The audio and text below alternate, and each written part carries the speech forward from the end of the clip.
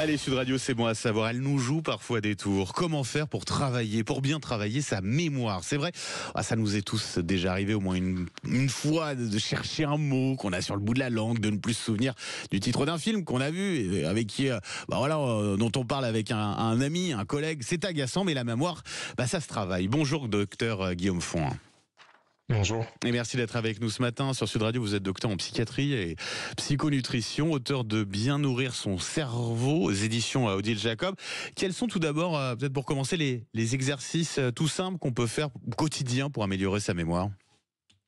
Alors en fait, plus que des exercices, parce que bon, c'est vrai qu'on a l'habitude de dire que voilà, il faut s'entraîner, entraîner sa mémoire. En fait, moi mon point, c'est de dire qu'il faut d'abord commencer par bien nourrir son cerveau. En fait, c'est l'alimentation qui est la plus importante.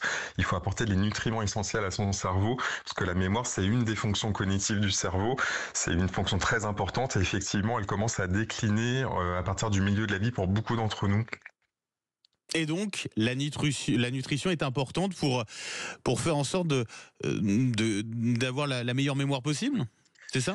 Exactement, en fait. Ce qu'on met dans son assiette va directement influencer notre mémoire, puisqu'en fait, on a une alimentation qui est de plus en plus transformée, de plus en plus pauvre en nutriments. On vient de parler des phytosanitaires juste avant. Oui. En fait, les sols s'appauvrissent de plus en plus en nutriments. Donc, en fait, il y a beaucoup de minéraux qui diminue dans nos assiettes sans qu'on s'en rende compte. Donc les valeurs nutritives des légumes, des fruits diminuent. Et donc on sert à l'inverse l'alimentation qui permet de mieux nourrir le cerveau. C'est une alimentation qui se rapproche de l'alimentation méditerranéenne. Donc beaucoup de végétaux très différents qui vont nourrir les bactéries de notre intestin. Parce que ce qu'on ne sait pas aussi, c'est que les bactéries de l'intestin sont connectées au cerveau et qu'elles permettent d'entretenir un bon cerveau en protégeant notamment le système immunitaire du corps. Et une bonne immunité, c'est aussi un cerveau en bonne santé et donc avec une bonne mémoire. Donc avec ces nutriments qu'il faut apporter à son corps. C'est quoi les types d'aliments qu'il va falloir peut-être préférer, qui sont bien bénéfiques à notre mémoire? En fait, c'est tous les aliments non transformés, donc il n'y a pas de grand secret en fait. C'est tout ce qu'on peut trouver dans la nature. Tout ce qui va être ultra transformé va être appauvri. En fait, tout ce qui est, par exemple, les farines raffinées vont avoir 20% de nutriments en moins. Donc les pâtes blanches vont être moins riches en nutriments que les pâtes complètes, le riz blanc que le riz complet, etc. Donc tous les aliments les plus complets possibles, le pain complet par exemple, sont à privilégier. Et puis les produits laitiers aussi apportent des bonnes sources de nutriments. Donc c'est 2 produits laitiers par jour.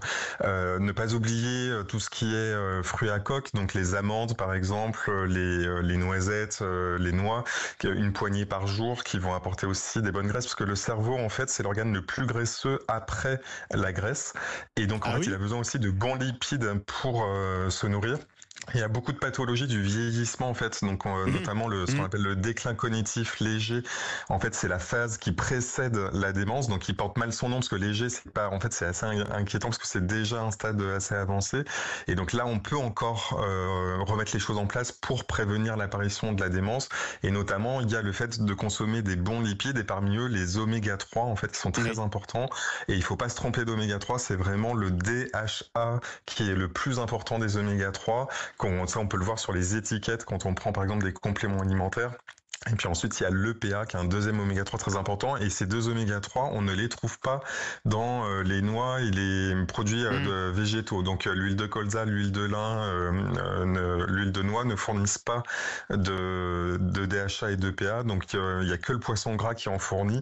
Et en fait, il y a un vrai problème avec les contaminants des poissons maintenant, parce que les poissons gras stockent beaucoup de contaminants, le méthylmercure, le cadmium, les microplastiques et les PFAS dont on parle beaucoup en ce moment. Donc on n'est plus sûr maintenant qu'il faille recommander de consommer du poisson gras, et c'est pour ça que moi je défends vraiment l'huile d'algue qui en fait dans l'océan.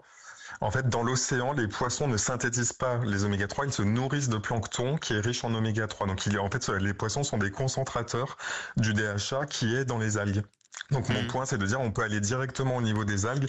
De la même façon qu'on a parlé des solutions pour les phytosanitaires, on pourrait en fait faire des cultures massives d'huile d'algue. Ça se fait déjà en fait, ça existe déjà l'huile d'algue. On peut en trouver en magasin bio et dans des compléments alimentaires.